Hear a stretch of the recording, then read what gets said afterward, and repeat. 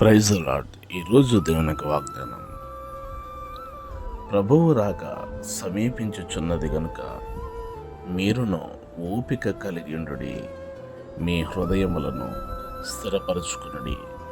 యాకోబు రాసిన పత్రిక 5వ అధ్యాయం 8వ వచనం. ప్రియులారా, ప్రభు అయిన యేసుక్రీస్తు యొక్క రాక సమీపముగా ఉన్నది గనుక మనము ఓపిక కలిగి ఉండాలని, ఆయనను ఎదుర్కొనే సిద్ధపాటు కలిగి ఉండాలని, అంత మాత్రమే కాక మన హృదయములను కూడా అస్థిరమైనటువంటి హృదయములు కలిగి ఉంటే మన హృదయములను స్థిరపరచుకోవాలని దేవుని లేఖనం సెలవిస్తూ ఉంది.